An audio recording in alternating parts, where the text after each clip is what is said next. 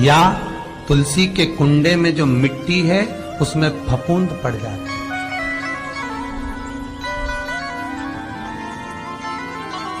कितना सुंदर बात कही है महाराज।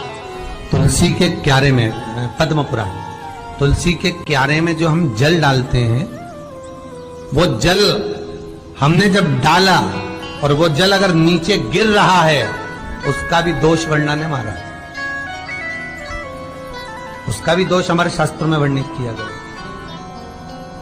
तुलसी के क्यारे में अगर जल डाल रहे हैं और वो जल जमीन पर बह रहा है, गिर रहा है, उसका भी दोष है। तुलसी के क्यारे में उतना ही जल दिया जाए जितनी मट्टी सोख ले। 2-4 8 बूंद पानी गिरे चल जाएगा। तुलसी के क्यारे में छिद्र रहता है, बूंद बूंद पानी टपक जाए वो चल जाएगा। पर तुमने तुलसी के क्यारे में जो जल भरा, लोटा भर भर के डाल दिया, और ऊपर से जो जल कुंडा भरा कर उलीच में से, अर्थात भराने के बाद जो नीचे गिर रहा है, वो दोषपूर्ण है महाराज, उसकी दोष था।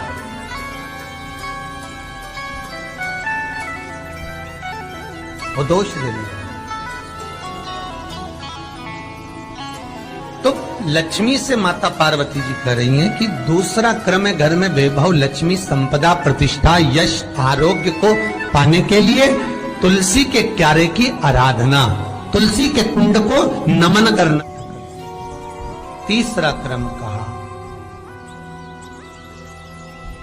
घर में चाहे नल लगा हो, चाहे आरओ का प्लांट लगा हो, पानी का, घर में छोटा छोटा आरओ प्लांट लगा हो, फिर भी घर के अंदर रसोई घर में एक छोटा सा मटका, मटका नहीं तो हंडा, हंडा नहीं तो बाल्टी, बाल्टी नहीं तो कलसा, पानी का भरा हुआ जो नारी रखती है, दूसरे दिन उस पानी को बाहर ढोल कर फिर वापिस धोकर भर लेती है। मटका रोज धुलता है, हंडा रोज धुलता है, प्रतिदिन।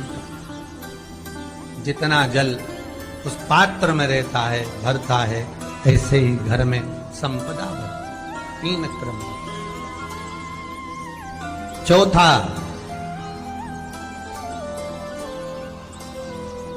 नारी के मस्तक पर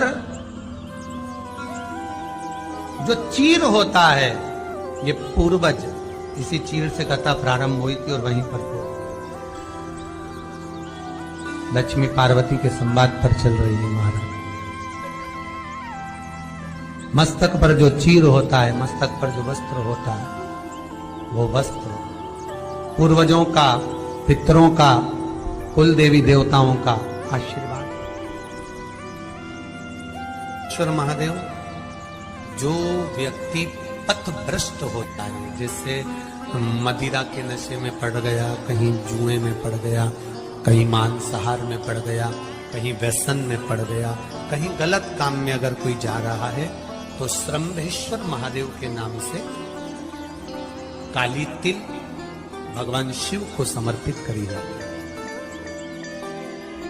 महाराज।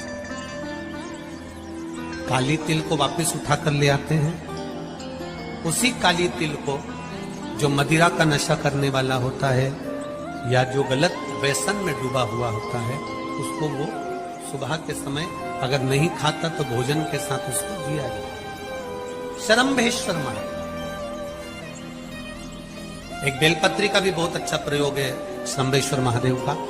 मदिरा पीने वालों के लिए, मांसाहार, व्यसन में, जुए में, वेश्यावृत्ति में, पर नारी में, गलत जगह पर जो डूबे रहते हैं उनके लिए पहले की कथा में इसका वर्णन किया है बेलपत्री। श्रम्भेश्वर महादेव। एक बार सब बोलेंगे, कौन से महादेव? श्रम्भेश्वर महादेव। फिर जम के बोल लो एक बार, श्रम्भेश्वर महादेव। जब हमारे घर में क्रोध बढ़ता है या कोई गलत कार्य में जाने लगता है, तो श्रम्भेश्वर महादेव का हमें शरणागति लेना चाहिए। श्रम्भेश्वर महादेव का पूजन करना चालू कर देना चाहिए। कई लोग कहते महाराज जी, श्रम्भेश्वर महादेव का मंदिर कहाँ मिलेगा, हम कहाँ पूजन करने जाए? कहीं नहीं जाना, तुम्हारे घर के पास में जो शंकर जी का मंदिर है वहीं जाओ। उसी देवालय में, उसी मंदिर में जाओ, श्रम्भेश्वर महादेव के नाम से जल चढ़ाना प्रारंभ करेंगे।